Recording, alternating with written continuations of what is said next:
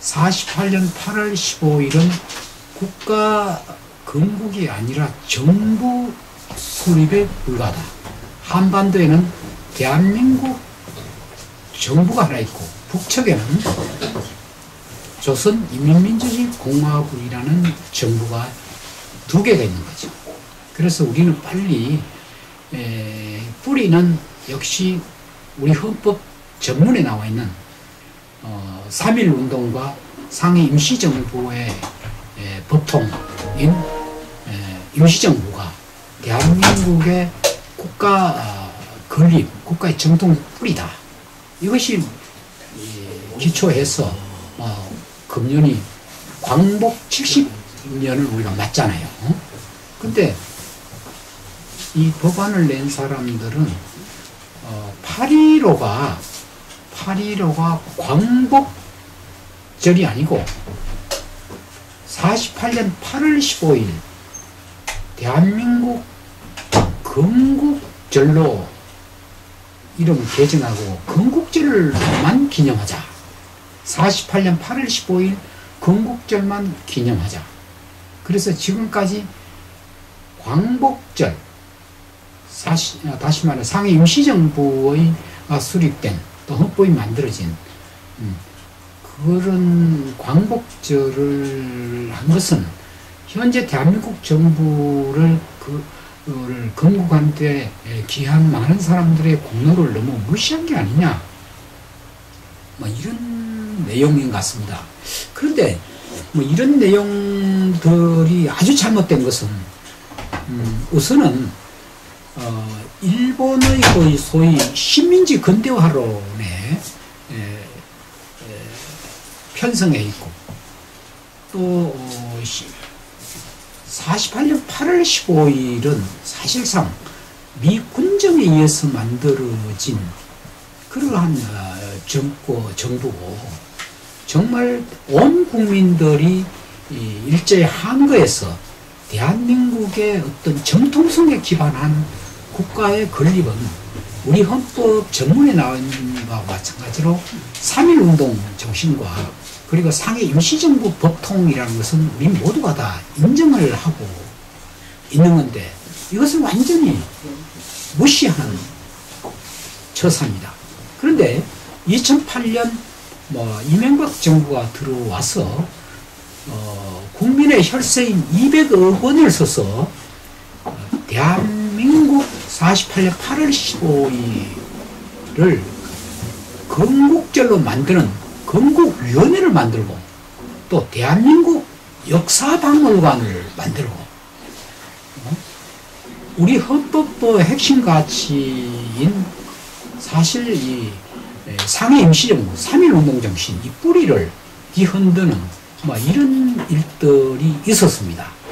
그런데 이것을 정식으로 법제화하는 그러한 법안이 바로 2014년에 새누리당의 윤모 의원이 제안된 바로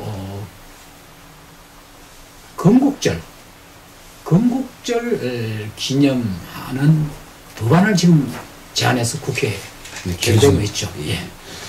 그 이면에는 사실 지금 우리가 일본과의 광복 70년을 맞이해서 일본과의 역사 화해라는 측면에서 일본이 조금 더 과거 일제 식민지에 대한 불법성, 범죄성, 또 사과, 또 손해배상을 전혀 인정하지 않기 때문에 현재 지금 우리 박근혜 정부도 일본과의 지금 정상회담을 2년 넘게 하고 있지 않는 이런 한일 관계가 좀 비정상인 관계로 흐르고 있는 것이 바로 국민의 정서가 일본이 명백한 일제 36년에 대한 또 과거 청산에 대한 명백한 사과와 불법성을 인정하지 않는 그 점에 대해서는 국민들이 그걸 용납하지 않기 때문에 대통령도 그러한 정치적 부담 때문에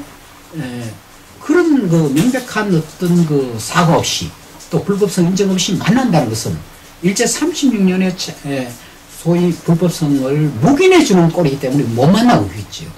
이것이 바로 우리 온 국민의 원하는 바입니다. 이런 정신에 입각을 해 볼 적에 이 건국절을 만들겠다 하는 이 법안은 국민의 정서와 대한민국 헌법 정신과 또 대통령의 뜻하는 이 정신과는 정면 배치되는 거지요. 그러나 이 사람들이 원하는 것은, 이 사람들이 이 법안을 낸 것은 48년 8월 15일 날 대한민국 건국의 어떻든 간에 대한민국 정부 수립에 기여한 사람들의 그 어떤 노력에 대해서는 현재에 전혀 인정을 안 해준다. 좀 소외됐다. 그것도 좀 인정해달라. 또 하나는 백범 김구 선생, 상해 임시정부를 상대하는 백범 김구 선생과 대한민국 정부의 단독 정부를 수립하는 데 상징인 이승만을 비교할 때 이승만은 독재로서 상당히 그것만 부각이 되어 있고 이승만이 독립운동이라든가 또 대한민국 정부를 수립하는 그 부분은 너무 부각이 되어 있지 않고 폄하되어 있다. 그래서 이승만 대통령을 조금 더 좀 인정을 해줘야 되겠다. 그러려면 그걸 노골적으로 얘기를 못하니까 대한민국 정부 수립에 기여한 부분도 유공자로 인정을 해줘야 되겠다라는 것을 표면적으로 냈었지만 실질적으로는 이승만의 폄하에 대한 그런 서운함감 이런 것에서 이와 같은 발상이 나온 것 같습니다.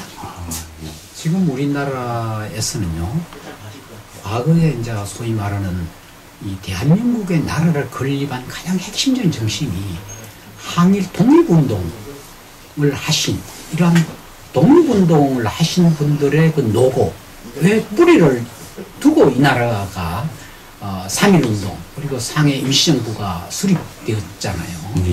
이제 그러고 난 이후에 사실 3년 미군정을 거쳐서 48년 대한민국 정부, 국가가 아니고 대한민국 정부가 수립되었고, 그리고 6.25 그리고 또한 오늘까지 분단체제를 이렇게 이어왔잖아요.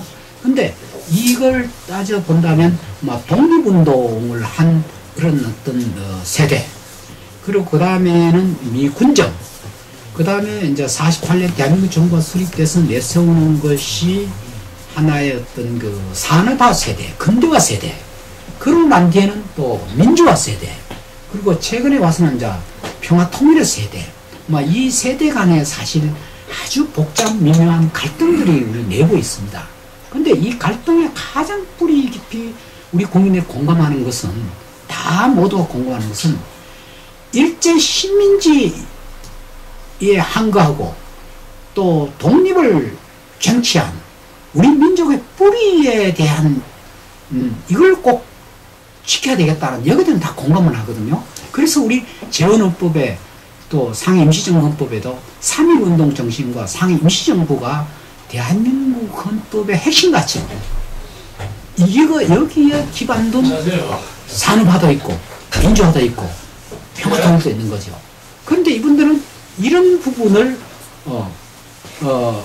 부정을 하고, 이런 부분을 부정을 하고 하나의 어떤 산업화, 근대화 이런 부분만 너무 부각시키는 이런 쪽이죠. 그런데 이것이 자칫할 것 같으면